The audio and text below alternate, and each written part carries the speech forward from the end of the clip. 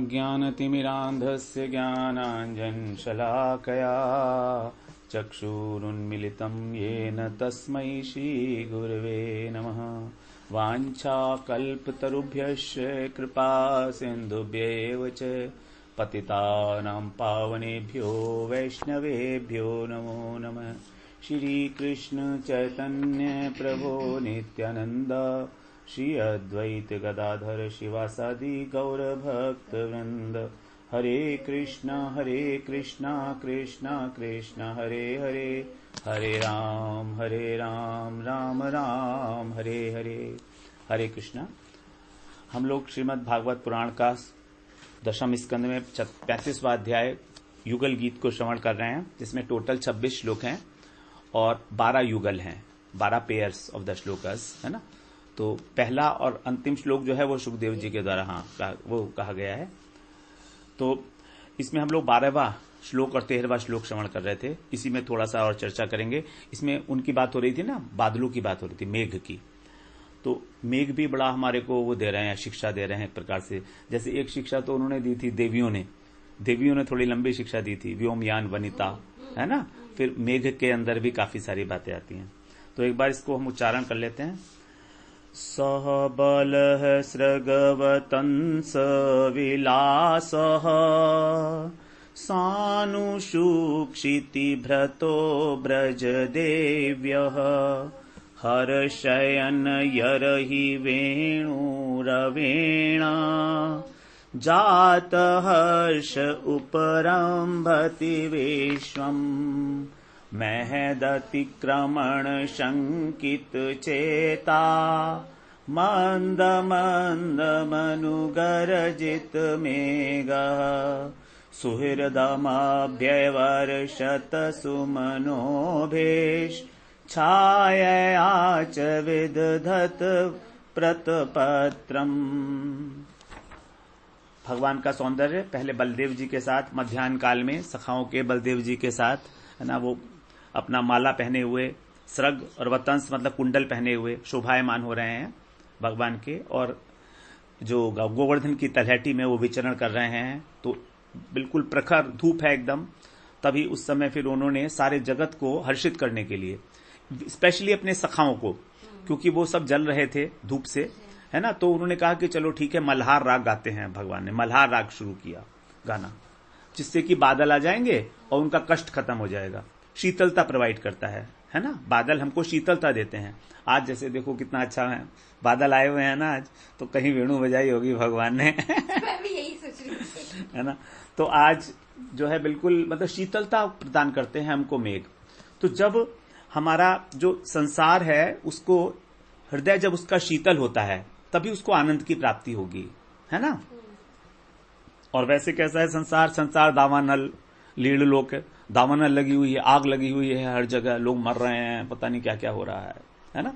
तो हर जगह आग लगी हुई है, बाहर भी, अंदर भी, हमारे अंदर भी और हमारे घर में भी, समाज में भी, देश में भी और पूरे विश्व में, सब जगह आग लगी हुई है इस समय। तो उसके लिए, उसको शीतल करने के लिए भगवान जो है अपनी वेणु बजा रहे हैं, जिससे सबको आनंद प्राप्त हो। और भगवान का स्वरूप है आनंदिक मात्रम। भगवान कहते हैं आनंदिक मात्रम, मतलब वो आनंद के ही बने हुए हैं।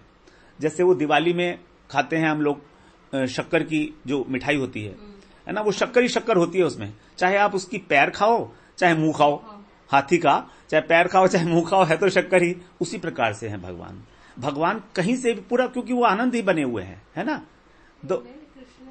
Made up of bliss, he is nothing but bliss only. हाँ, he is nothing but bliss, है ना।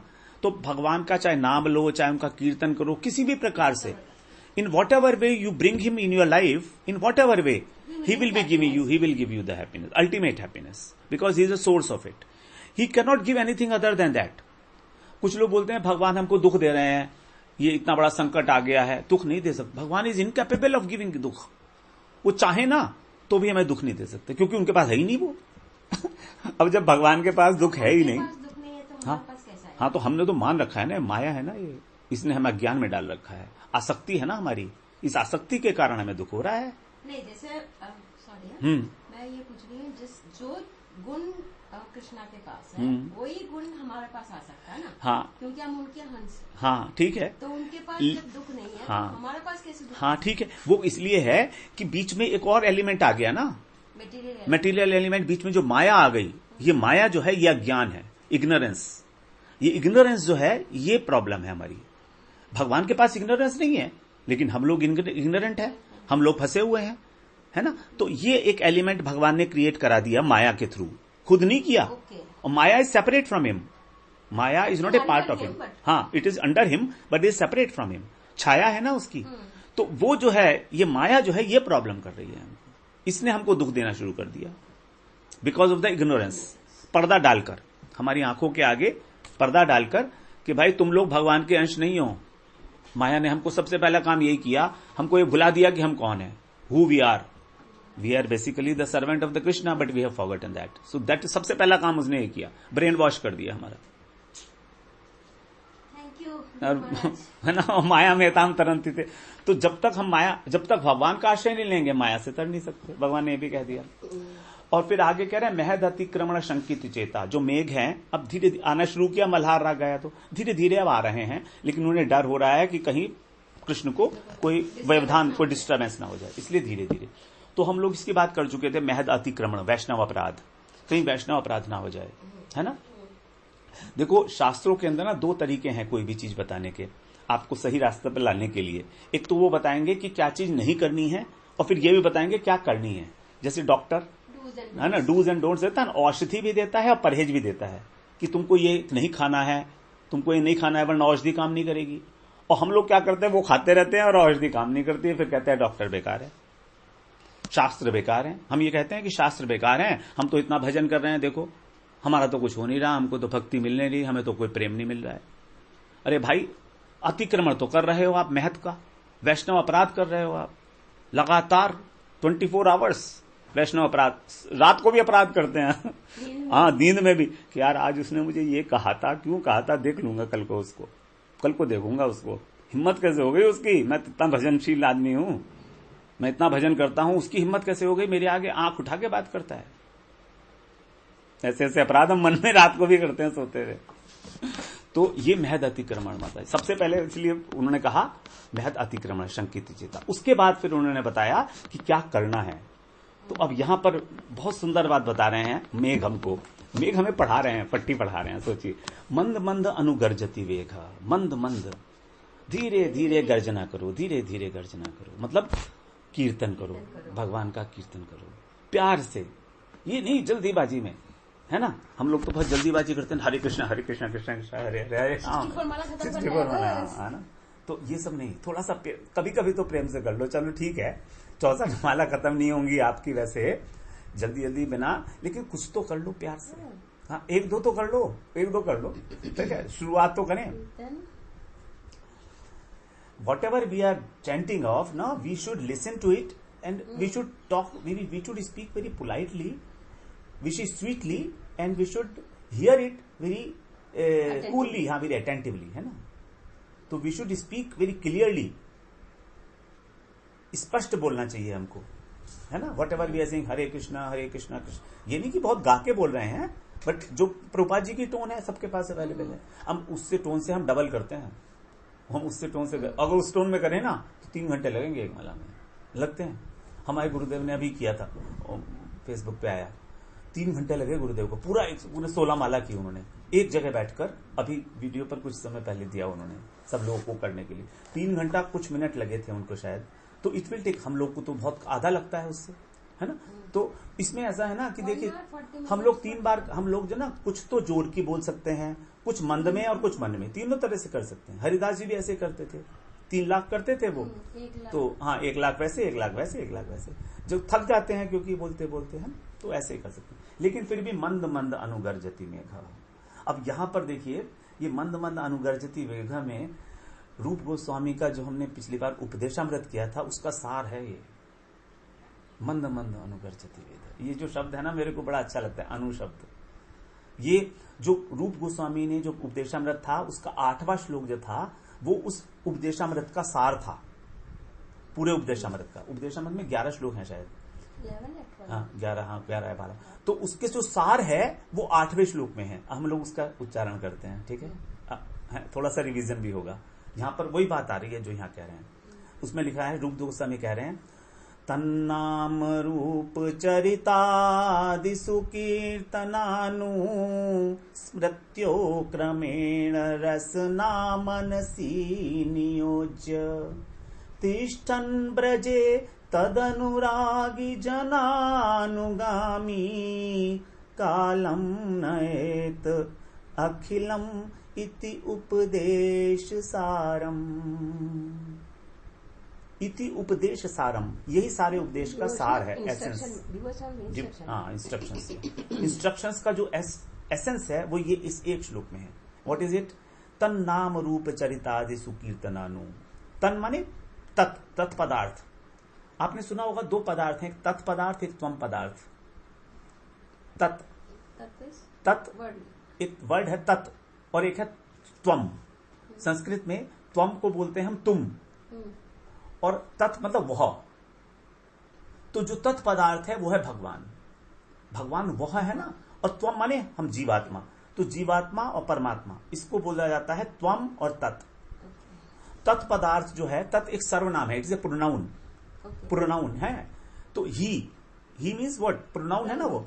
तो जो दूर है वस्तु हमसे, जो दूर है उसके विषय में कह रहे हैं, तन नाम रूप चरितादि। उसका नाम, किसका नाम? तत्पदार्थ का, भगवान का नाम। उसके रूप, उसके चरित्र, लीलाएं। तो नाम, रूप, गुण, लीला, चारों आ गई है ना, 4 ही चीजें हैं। तो इन सब का ही तन नाम रूप चरितादि सुकीर्तनानु। सुकीर्तन, उनका कीर्तन करना है। और कीर्तन कैसे करना है? सुकीर्तन करना है, कीर्तन नहीं करना, सुकीर्तन। उस कीर्तन को समझते हुए, मशीन की तरह नहीं करना। हम लोग तो मशीन की तरह करते हैं। जो इतने सारे पद गायन होते हैं मठ में, बंगाली हैं, बंगाली पद होते हैं ना गायक, उसका कोई अर्थ समझते हैं क्या हम लोग? वंदे मोई सावधान मते, गुरुपाद पद्म वंदे मोई सावधान मते, हम लोग सबसे पहले गुरु आरती में बोलते हैं, सुबह सुबह जो बोलते हैं, श्री गुरु चरण पद्म केवल भगति सद्म वंदे मोई सावधान मते। इसका अर्थ समझिए। सुकीर्तन नहीं करते हम, कीर्तन करते हैं, झटका मारते हैं, नहीं यार हो गया, बस हो गया 5 मिनट में हो जाए पूरा। अर्थ समझते हुए, भाव तभी तो आएगा। मत देखिए, हम लोग जो बात कर रहे हैं ना, ये सारी इसलिए कर रहे हैं कि इन शब्दों को पढ़ के हमारे हृदय के अंदर भाव उठे, कुछ तो उठे हमारे हृदय के अंदर। तो जब कीर्तन करने से कोई भाव नहीं उठ रहा तो मशीन हो गई, टेप रिकॉर्डर चला दिया, उसका क्या फायदा है?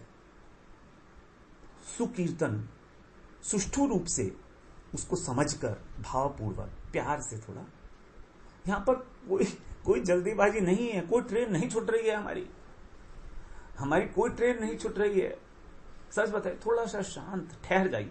जिंदगी में हम सब भागते रहे हैं, अब यहां आके तो ठहर जाएं। कई बार मैं सोचता था वृंदावन में भी सुबह से शाम तक मैं माता जी लगा रहता था, कुछ ना कुछ ये करूं। फिर मैंने कहा ये क्या कर रहा हूं मैं? पहले वहां भी यही करता था, अब यहां भी यही करता हूं। ठहरो, तभी तो ठहराव के अंदर ही तो आनंद आएगा ना। सुकीर्तन करना है हमको भगवान का, ये this is the first step है ना। सबसे पहले हम श्रवण करते हैं ना, तभी तो कीर्तन करेंगे। इसके अंदर श्रवण आ गया। देखिए माता, कीर्तन के अंदर श्रवण आ जाता है, क्योंकि बिना सुने तो हम कर ही नहीं सकते, हमें पता ही नहीं क्या करना है ना। उसके बाद कह रहे हैं अनुस्मृत्यु। अनुस्मृत्यु, अनु का मतलब है, अनु बड़ा प्यारा शब्द है। अनु का क्या मतलब होता है बताइए? फॉलोवर। हाँ, फॉलो। एक तो मतलब इसका ये है, this is the most important one. अनु का मतलब निरंतर भी होता है, कंटिन्यूअस है ना। और अनु का मतलब धीरे धीरे भी होता है। तो अब ये बादल देखिए किस अनु का 3 मीनिंग्स टू इट। अगर हम तीनों को अप्लाई करेंगे ना, अनु इज फर्स्ट इज अनुगत्य, under the guidance of, following someone है ना, फॉलोइंग। उसके बाद आता है कंटिन्यूअसली, अनुकीर्तन 24/7, 24/7 है ना, आजकल की लैंग्वेज है ना। और दूसरा है अनु माने धीरे धीरे, स्लोली, प्यार से थोड़ा, नो जल्दीबाजी। भक्ति में जल्दीबाजी नहीं चलती है। अब माता जी देखिए, क्या भगवान हम जल्दीबाजी करने से मिल जाएंगे क्या? नहीं, मुझे तो अभी चाहिए भगवान के दर्शन, मुझे तो अभी चाहिए, छटपटा। हो जाएंगे क्या? नहीं होंगे, है ना। अनु धीरे धीरे होगा सब, हृदय में शुद्धि बहुत धीरे धीरे होगी हमारे। तभी यहां कह रहे हैं मंद मंद अनुगर्जति मेघ, मंद मंद धीरे धीरे एक दूसरे के पीछे चल रहे हैं, फॉलोइंग ईच अदर, है ना। But they are continuously coming coming coming, जिससे कि एक बहुत बड़ा एक अम्ब्रेला टाइप बना ले वो लोग ना। So they are trying all this things to give pleasure to the Krishna, है ना। तो they are the best of the Vaishnavas, है वैष्णव, परम वैष्णव है मेघ, परम वैष्णव। तभी तो गोपियां कह रही हैं कितने सौभाग्यशाली हैं, हमारा इतना सौभाग्य कहां। तो यहां कह रहे हैं अनुस्मृत्यो, स्मृति का मतलब होता है याद करना, भगवान का चिंतन करना। तो this is the third step भक्ति में। Second first one is the Shravan, slowly and clearly बोला। हाँ, slowly continuously, chanting slowly and clearly is the first one, हाँ, है ना, कंटिन्यूअसली। सेकंड वन हाँ, continuously. Third one is under the guidance of someone. ये तीनों ही चीजें, भगवान भक्ति का कोई भी अंग इसी प्रकार से फॉलो करना है हमको, तीनों प्रकार से, है ना।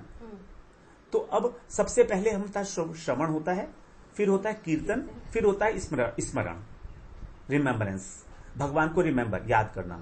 अब हम उसी चीज को याद करते हैं जो या तो हमने देखी हो और या हमने सुनी हो। एक ऐसी वस्तु जो आपने कभी देखी नहीं और सुनी नहीं, मान लीजिए मैं कहूं कि आकाश के अंदर एक फूल खिल रहा है, तो क्या आप उसके विषय में सोच सकते हैं, याद कर सकते हैं उसको? आपने देखा ही नहीं, ना कभी सुना भी तो नहीं है। या खरगोश के सींग के बारे में सुना आपने कभी? खरगोश के सींग होते ही नहीं है ना। जो बंध्या स्त्री है उसका पुत्र वो होता ही नहीं है, मिथ्या है, तो उसके बारे में क्या स्मरण करेंगे? तो हम स्मरण उसी का करते हैं जिसको हमने या तो सुना है और या हमने देखा है ना। तो अब हमने भगवान के विषय में सुना है, देखा तो नहीं है, लेकिन सुना है, और सुन के ही भगवान के दर्शन भी किए हैं हमने मंदिरों में जाकर। तभी तो कहते हैं ना, भगवान के जब दर्शन करें मंदिर में तो कथा के साथ करें। अगर कथा नहीं सुनी तो पत्थर की मूर्ति है, हमें क्या पता लगा बिहारी जी साक्षात हैं। हरिदास जी के विषय में अगर नहीं मालूम है, निधिवन से प्रकट हुए थे, ये सब बातें नहीं मालूम है, किस प्रकार से ये चोरी करते हैं लोगों के घरों में जाकर, लड्डू वो क्या खाते हैं, वो पेड़े चुरा लेते हैं, हलवाइयों के घरों से पेड़े चुरा लिए बिहारी जी ने, बताइए, है ना, ऐसे ऐसे काम किए हैं। तो जब उनके बारे में हम लोग जानेंगे, कथा सुनेंगे, तो फिर उनके बारे में हम सोच भी सकते हैं। तो स्मरण, तो third part is the smaran, and all the three are essential. ये नहीं सोचे हम कि इस एक से हो जाएगा, एक से भी हो जाएगा ऐसा नहीं है, लेकिन तीनों होंगे तो हमारे अंदर तीव्रता से हमारी भक्ति जो है बढ़ती है फिर उसमें। और अभी आगे क्या कह रहे हैं, क्रमेण रसना मनसी नियोज्य, क्रमेण क्रम पूर्वक, फॉलोइंग मतलब step by step, not jumping directly to the smaran level, है ना, ठीक है ना। तो पहले कानों से सुना, फिर हमने वाणी से बोला, और फिर हमने स्मरण मन से किया। अब इसमें देखिए तीनों बातें आ गई, शरीर, कायन, वाचा, स्पीच और माइंड। कायन कैसे आया? हमने तो कानों से सुना, तो कान जो है वो शरीर है। अगर हम अपने शरीर को उठाकर और कथा में नहीं ले जाते तो सुनते कैसे? तो शरीर का काम हुआ ना, तो शरीर से सेवा हो गई है। हम सोचते हैं ना, शरीर से भगवान की सेवा अनेक प्रकार से हो सकती है। कथा का श्रवण करना भी सेवा है, क्योंकि आप बैठे हो ना वहां, 1 घंटे तक सुन रहे हो लगातार, तो शरीर अगर मान लो कहेगा नहीं भागो यहां से, तो फिर क्या होगा? फिर भाग जाएंगे। तो शरीर की सेवा है कानों के द्वारा, है ना। तो तीनों प्रकार की सेवाएं हो गई हैं भगवान की। क्रमेण रसना मनसी नियोज्य, अपनी रसना को, जीवा को और मन को उसमें लगाओ, नियोज्य, जबरदस्ती लगाओ, पक्की तौर से लगा दो। नियोजन, निवेश है जो भगवान 8वें अध्याय में, उसमें 12वें अध्याय में भी बोला है, बुद्धि निवेश है, अपनी बुद्धि को मुझ में लगाओ, निवेश करो, इन्वेस्ट करो। निवेश होता है ना, इन्वेस्ट करना, है ना। पूछा होगा ना, लोग आते हैं ना फोन कि आपने कहाँ इन्वेस्ट करना है, निवेश करना है आपको, कुछ पूंजी निवेश करनी है ना, सब मनी, तो वो निवेश करना है हमको अपनी बुद्धि को भगवान में, है ना। रसना बोला है, रसना मतलब आपको रस आएगा, जीवा नहीं बोला है, रसना बोला है कि आपको रस आएगा जब आप लगाओगे धीरे धीरे। और फिर तीसरी बात क्या है, तिष्ठन ब्रजे तद अनुरागी जनानुरागी, आप ब्रज में रहो, ब्रज के अंदर रहो, तिष्ठन, और तद अनुरागी, जो उनके अनुरागी हैं, जो रसिक लोग हैं, उनको फॉलो करो, जनानुगामी, उनका अनुगमन करो। तो जो रागात्मिक भक्त हैं, जैसे यशोदा जी हैं, सखा हैं, गोपियां हैं, हमको उनका अनुगत्य करना है, यही है रागानुगा, है ना, रागात्मिक जनों का अनुगमन करना ही नागात्मक। तो इस एक श्लोक में देखिए 3 बार आया है अनु अनु अनु, अनुगामी, अनुरागी और अनुस्मृत्यु, 3 बार अनु शब्द आया है। और 3 बार आने का मतलब है बहुत वैल्यू दे रहे हैं रूप गोस्वामी अनु को, और उसके 3 ही अर्थ हम लोगों ने सुने। तो 3 मल्टीप्लाइड बाय 3 करोगे तो 9 बन जाएगा, आप समझ रहे हैं ना। और 3 फिर स्मरण वो भी लगा लो, श्रवण कीर्तन और स्मरण, तो 3 इंटू 3 इंटू 3 इंटू 3 नौतिया 9 27। कहां पहुंच गए, कितना काम करना है, ऐसा आसान थोड़ी ना है। तदनुरागी जनानुगामी, उसके अंदर में श्रवण भी करना है, कीर्तन भी करना है। जो रसिक हैं हर एक का अनुगमन नहीं करना है। We have to identify who is the person who is having the rasa tattva. उसके हृदय के अंदर भगवान का रस है। अगर हृदय में नहीं है तो वो क्या देगा? If you are having some sort of feeling, है ना, एक्सपीरियंस, तभी तो वो दे सकता है ना। एक सूखा आदमी क्या देगा आपको? कुछ भी नहीं देगा। जो उसके पास है वही देगा, और कुछ नहीं दे सकता। तो हमें आइडेंटिफाई करना है वैष्णव कौन है, रसिक वैष्णव कौन है। जो रस की परिभाषा है ना, वो वैष्णव कौन है, रसिक वैष्णव कौन है। कालम नयेत अखिलम इति उपदेश सारम, सारा समय इसी तरह से अपना व्यतीत करो। ब्रज में रह के तो वही वृंदावन में आ सकता है जो ये काम करेगा, ऐसे नहीं हो सकता। तो 3 बातें हो गई यहां पर, है ना। अनुस्मरण करना है, अनुरागी भक्त का अनुगत्य करके, है ना, और निरंतर करना है, उसको फॉलो करते हुए करना है, और धीरे धीरे करना है, प्रेम से करना है। तभी हमको भगवान की कृपा मिलती है। ओके। प्रभुपाद जी ने कहा है, मैं अभी एक कोट पढ़ रहा था, वो बताऊं, प्रभुपाद जी का एक बहुत सुंदर कोट था कि भगवान की कृपा की हम लोग प्रतीक्षा करते हैं ना, कैसे होगी कैसे होगी। 4 प्रकार से कृपा होती है, शायद आपने पढ़ा होगा। There are the 4 ways in which the guru and the Vaishnavas they do the कृपा। 4 ways, है ना। First is only by the seeing, सिर्फ देखकर, वो आपको देखेंगे और कृपा हो जाएगी उनकी, है। जैसे मछली है, मछली का सुना होगा आपने। मछली क्या करती है, थोड़ी थोड़ी देर बाद अपने अंडे को देखती है और उसका अंडा पक जाता है। अच्छा। मछली अंडे के पास नहीं रहती है, अंडे को देखती है थोड़ी थोड़ी देर बाद और उसका अंडा पक जाता है। वैसे ही जब गुरु की दृष्टि हमारे ऊपर जाती है, बार बार जब सामने गए गुरु जी ने हमें देखा, एक बार देखा, दोबारा देखा, उस दृष्टि मात्र से ही हमारे अंदर जो है प्रेम का संचार हो जाता है। आप एक बार देखिए, जब गुरु जी आपको देखते हैं तो क्या उथल पुथल होती है ना, उथल पुथल। वही उथल पुथल तो है, वही तो प्रेम है। एक बार हल्की सी दृष्टि घुमाएंगे, आप वेट कर रहे हो, है ना, गुरु जी तो बहुत सारे लोग बैठे हुए हैं, 50 आदमी 100 आदमी घेरे हुए हैं, कहाँ हमारे ऊपर देखेंगे। फिर भी हम कोने में पीछे खड़े हैं, खड़े हो जाओ आप, उन्हें देखते रहो, और कभी कभी वो नजर पड़ जाएगी, हाँ बस एक सेकंड को नजर पड़ी और आप निहाल हो गए। लगता है, ऐसा लगता है कि जैसे बारिश हो गई कृपा की, रोंगटे खड़े हो जाते हैं गुरु जी के देखते हुए। तो ये कृपा है ना, हो गई वो, आप समझिए ना। तो उस बात को ग्रहण करने के लिए उतना हमारा हृदय साफ होना चाहिए, उज्जवल होना चाहिए, एक प्रतीक्षा होनी चाहिए मन में कि गुरु जी कब देखेंगे हमें। तो ये तो हो गया दृष्टि से, इसको बोला है उन्होंने दृष्टि दीक्षा।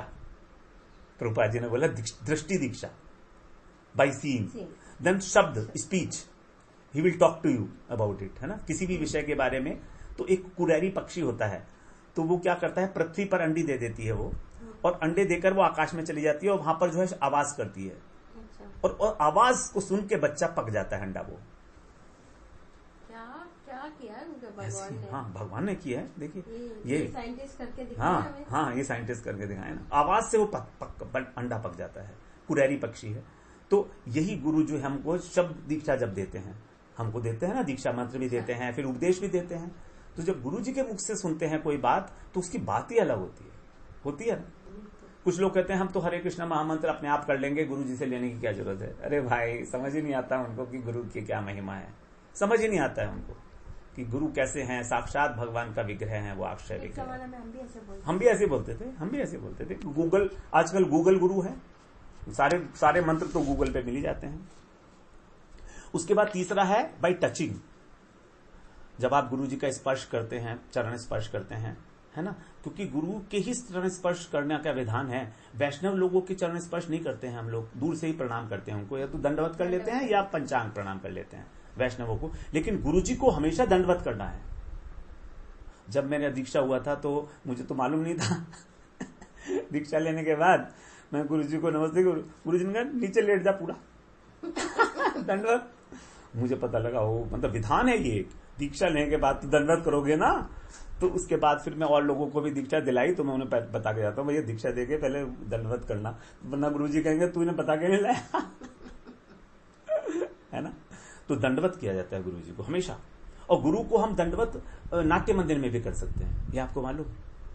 जैसे मान लीजिए भगवान का विग्रह है सामने, मंदिर खुला हुआ है, पट खुले हुए हैं भगवान के, तो किसी और अन्य वैष्णव को हम लोग प्रणाम नहीं करते, क्योंकि भगवान का दरबार है ना वो, तो भगवान के सामने किसी को वैष्णव को नहीं देख सकते। लेकिन गुरु को कर सकते हैं, साक्षात दंडवत भी कर सकते हैं गुरु जी को। जो अपने दीक्षा गुरु हैं उनको हम दंडवत प्रणाम कर सकते हैं, करते हैं हम लोग तो करते हैं, जबकि गुरु जी को ज्यादा वो नहीं लगता, हम थोड़ा सा बाहर आ जाते हैं तभी करते हैं, क्योंकि गुरुजी थोड़ा सा अनकंफर्टेबल फील करते हैं उस समय, वो अपने भाव में होते हैं ना भाई। मंदिर में जब गुरुजी होते हैं मंगला वगैरह में ना, तो उनको डिस्टर्ब भी नहीं करना चाहिए, क्योंकि उस समय उनका अपना भाव होता है, चल रहा होता है मन में, उनके कुछ बातें चल रही होती हैं, है ना। हाँ, उनकी भाव है वो। हाँ हाँ, तो इसलिए स्पर्श से है ना, हमको कभी अगर टच कर दिया उन्होंने, एक बार तो मैंने कहा गुरुजी मेरे सिर पे जरा हाथ रख दो बहुत दिन हो गए थे। बोले क्यों, क्या होगा? मैंने कहा रख दो गुरुजी, मन कर रहा है। बोले अच्छा ठीक है आ जा। उस दिन बाल कटाए थे ना, तो जरा टच भी हो सकता था एकदम तो स्पर्श से भी दीक्षा होती है। और ये जो मयूरी होती है, या जो और ये होते हैं कौवे वगैरह होते हैं ना, कबूतर वगैरह, ये तो अंडे के ऊपर बैठते हैं, तो उसको ताप मिलता है और अंडा पक जाता है, तो उससे भी हम लोग पक जाते हैं। ये सब पकाने के काम है दीक्षा, है ना। और तीसरा है स्मरण। इसमें तो स्पर्श हाथ करते थे पहले, वो होता था शक्तिपात, याद है आपको? गुरु सिर्फ हाथ रख देता था सर पे और उसको सारी की सारी विद्याएं कंठस्थ हो जाती थी। रोमहर्षण जी को यही तो हुआ था, उनको बलदेव जी ने जो छू दिया था उन्हें, है ना। तो उग्र श्रवा जो थे उनके रोमहर्षण के पुत्र। और स्मरण से, फोर्थ इज स्मरण, वंडरफुल थिंग्स, ओनली रिमेम्बरिंग। हाँ, Guru Maharaj is thinking of you, not you thinking of him. That is not important. Guru Maharaj thinking of you means you are getting the blessings. You are getting the blessings by his remembering you. इसीलिए तो जब गुरु जी का phone आता है तो ऐसा लगता है वह खड़े हो जाओ, दंडवत प्रणाम कर दो यहीं पर ही लेट के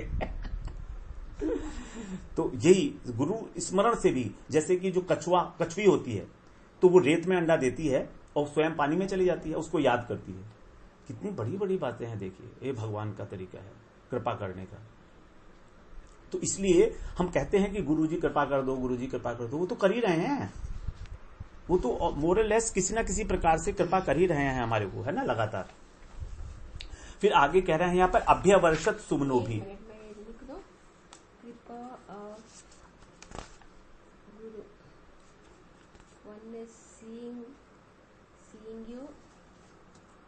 Then second is talking to you, touching you and remembering you.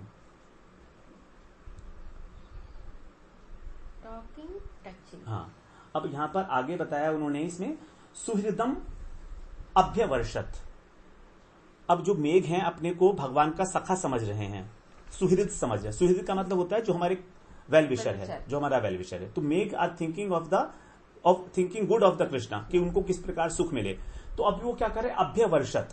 अभ्यवर्षत का मतलब है कि अच्छी प्रकार से छोटी छोटी फुहारे जो हैं उसके रूप में थोड़ा बारिश हो रही है ना। तो एक्चुअली मेघ ये चाहते नहीं थे हम बारिश करें। मेघ ने तो ये कहा था हम पहले अपने शरीर से सेवा करेंगे भाई। शरीर से सेवा करने में छाया हो गई, जब छाया हो गई तो मेघ ने कहा ठीक है अब तो शांत हो गया, शीतल हो गया, छाया हो गई। लेकिन उनके जो हृदय का भाव था ना, वो बाहर आने को उमड़ रहा है। अब वो क्या करें बेचारे, रोकना चाह रहे हैं लेकिन तो भी उनके अंदर से कुछ ना कुछ छोटी छोटी बूंदें छलक गई। अपने हृदय के भावों को छुपाना चाह रहे हैं, जैसे गोपियां छिपा रही हैं, है ना। उसको बोलते हैं हम लोग, गोपियां भी तो अपने भाव को छुपा ही रही है ना। यहाँ पर अवित्था भाव बोलते हैं, अवित्था करना, अपने भावों को छुपाना अवित्था है। तो उसी प्रकार से मेघ भी छुपाना चाह रहे हैं, लेकिन जब प्रेम होता है तो कहीं ना कहीं तो छलक ही जाता है। तो वो फुहारों के रूप में थोड़ी थोड़ी छलक रहा है, और इतना ही छलक रहा है जितनी आवश्यकता है। ज्यादा बारिश हो गई तो भीग जाएंगे, परेशानी होगी, है ना। आज जैसे सुबह सुबह ड्रिजलिंग हो रही थी, बड़ी कंफर्टेबल हो रही थी, लेकिन जब ज्यादा हुई तो फिर हम लोग थोड़ा दिक्कत हो गया, छाता लेना पड़ा। तो भगवान को छाते की जरूरत नहीं है, हल्की हल्की पतली पतली बुहारें। तो जब हम सेवा करते हैं तो उसी प्रकार करनी चाहिए जितनी उसकी आवश्यकता है गुरु की। गुरु जी को मान लीजिए शुगर है और हम लेके गए खीर बना के, बढ़िया गुरु जी नहीं तो खानी पड़ेगी, मैं तो बना के लाया हूं आपके लिए। गुरु जी कहने यार मीठा है भैया मैं कैसे खाऊंगा, बोले नहीं मैंने बनाई है गुरु जी, मैं समझाऊंगा आप मुझे प्यार ही नहीं करते हो। ये भी कोई जबरदस्ती की बात है, ऐसा होता है। बहुत सारी माताएं ऐसी होती है जबरदस्ती तला भुना खिलाती हैं गुरु जी को, और गुरु जी कहते हैं कि भाई मैं तो खाते नहीं तला भुना कुछ भी, पकौड़े वकौड़े नहीं खाता हूं मैं, मुझे तो फ्राई वो चाहिए बॉयल टाइप का। तो इस प्रकार से जो उनकी इच्छा है, जो अनुकूल है, वैसी ही सेवा करनी चाहिए हमको, वही सेवा होगी ना। और ये सब चीजें तभी होंगी जब हम सावधान हैं, व्हेन वी आर अलर्ट। बिना अलर्टनेस के, अलर्ट नहीं है इसीलिए तो अपराध हो रहे हैं। अपराध होने का कारण ही यही है कि we take it for granted, ठीक है यार चलता है, जैसे मैं कल ही बताया था, चलता है नहीं चलता है यहाँ पर भक्ति में बिल्कुल भी, है ना। We have to be very careful कि वंदे मुई सावधान मते। गुरु जी के जो चरण कमल हैं वो भक्ति का सद्म है, स्टोर हाउस ऑफ द भक्ति। तो जब हम उनकी वंदना करें तो बहुत सावधानी पूर्वक कि कहीं अपराध तो नहीं कर रहे हैं, गुरु अवज्ञा तो नहीं हो रही है कहीं, वैष्णव अवज्ञा तो नहीं हो रही है कहीं, इसीलिए सावधानी की बहुत आवश्यकता है हमको, है ना। We have to. और सारे मेघ ही हमको पूरे सिखा रहे हैं। तो देखिए सबसे पहले मेघों ने अपने शरीर से सेवा की, फिर धीरे धीरे वाणी से सेवा की, मंद मंद गर्जक, उसके बाद हृदय से सेवा की फुहारों के रूप में, तीनों प्रकार से, कायन वाचा मनसा। उस प्रकार से हमें भी सेवा करनी चाहिए ना, करना चाहिए ना, तभी तो कह रही हैं। अब देखिए इतने भाव उठते थे उनके हृदय के अंदर मेघों के, लेकिन उन्होंने निकलने नहीं दिया। बारिश बहुत तेज होने वाली थी लेकिन उन्होंने निकलने नहीं दी। जैसे रूप गोस्वामी रघुनाथ भट्ट जी से कथा सुनने जाया करते थे भागवत की, यही वृंदावन में। तो जब भागवत करते थे रघुनाथ भट्ट जी, तो सब लोग, एक बार ऐसा प्रसंग था इतना करुण कि सब लोग रो रहे थे, लेकिन रूप गोस्वामी की आंखों में कोई आंसू नहीं। तो एक भक्त को थोड़ा शक हुआ कि रूप गोस्वामी का श्वास चल भी रहा है कि नहीं चल रहा है, एकदम स्टैंड स्टिल थे। तो कॉटन लेकर गया और रूप गोस्वामी की नाक के आगे रखी उसने, और कॉटन जल गई, धू धू करके जल गई आग से। इतना विरह हो रहा है उनके हृदय में रूप गोस्वामी के, इतना विरह हो रहा है, उनकी सांसों में इतनी ऊष्मा है, इतनी हीट है कि वो रुई जल गई, इतने विरह। तो वो उस विरह को रोके हुए थे, अंदर रोके हुए थे, आंखों में नहीं आने दे रहे थे। तो जो भक्त होते हैं वो अपने विरह को, होता भी है भगवान के प्रति, तो उसे गुप्त रखते हैं हर एक के सामने। कभी कभी छलक जाता है वो अलग बात है, लेकिन नॉट यूजुअली। तो रूप गोस्वामी की तरह गंभीर भाव होने चाहिए हमारे। राधा जी का भाव कितना गंभीर हुआ करता था, राधा जी अपने भाव का संगोपन कर लेती थी, महाप्रभु नहीं कर पाए। तभी तो महाप्रभु की हड्डियां 21 हाथ लंबा हो जाता था उनका पूरा शरीर, जब जॉइंट खुल जाते थे, क्योंकि महाप्रभु कृष्ण है ना और राधा जी अलग हैं। तो राधा जी इसीलिए तो उनको आलिंगित करने के लिए राधा जी ने उनको अपनी कांति दी थी। राधा जी को पता था ये मेरा भाव नहीं सहन कर सकते, कृष्ण है ना, अब क्या होगा, ये बार बार पछाड़ खा के जमीन पे गिरेंगे और इनके चोट लगेगी। तो राधा जी ने कहा मैं तुमको एम्प्रेस कर लेती हूं अपनी रंग से, अपनी द्युति से, सुंदरता से। तो राधा रानी का जो तप्त कांचन रंग है, राधा जी की जो द्युति है, वो महाप्रभु लेकर आए, कृष्ण लेकर आए महाप्रभु के रूप में। तभी तो महाप्रभु सुंदर थे ना, राधा रानी की तरह थे। तो राधा रानी थे ऊपर से और अंदर से कृष्ण, जिससे कि अगर गिरे तो कृष्ण को चोट नहीं लगे, राधा रानी को लगे। ये भाव है राधा रानी का, गंभीर चित्तान। राधा रानी का जो भाव है अत्यंत गंभीर है, उस भाव में हमें रहना है। रघुनाथ दास गोस्वामी ने एक बहुत सुंदर बात की है, हम ये लास्ट बात करेंगे। अनाराध्य राधा पदाम्बोज रेणुम अनाश्रित्य वृंदाटवीं तत्पदांकम असंभाष्य तद्भाव गंभीर चित्तान कुतः श्याम सिंधु रसस्यावगाह। जिसने राधा जी के चरण कमलों का आश्रय नहीं लिया, उनकी आराधना नहीं की, जिसने इस वृंदावन में आश्रय नहीं लिया, जो उनके चरण चिन्हों से बिल्कुल लिपा वो पटा हुआ है, जिसने उनके जो भक्त हैं, जो राधा जी के भाव को धारण करते हैं, उनका आश्रय नहीं लिया, उनसे कभी भाषण नहीं किया, उनकी कभी कथा नहीं सुनी, कतः श्याम सिंधु रसस्य गाहा। वो आनंद के सिंधु में, उसमें श्याम सुंदर के सिंधु में कैसे स्नान करेंगे? How will bathe in that, an ocean? How can they enter? How they can enter in that ocean? है ना, they cannot touch upon that ocean. तो all the three things are required. Radha Rani की सेवा, वृंदावन का वास और राधा जी के भक्तों का आश्रय। These are all the three elements for getting that sort of potential, है ना, ecstasy, ब्रजवासी, है ना। तो जब तक असंभाष्य तदभाव गंभीर चित्तान, राधा जी का जितना गंभीर भाव है उनके भक्तों का भी उतना ही गंभीर होता है। तो जब उनसे बात करेंगे तो वो भाव हमारे अंदर संचरित होगा और फिर हम लोग श्याम सुंदर के उस रस समुद्र में अवगाहन कर सकते हैं। वांछा कल्पतरुभ्यश्च कृपा सिंधुभ्यश्च पतितानां पावनेभ्यो वैष्णवेभ्यो नमो नमः।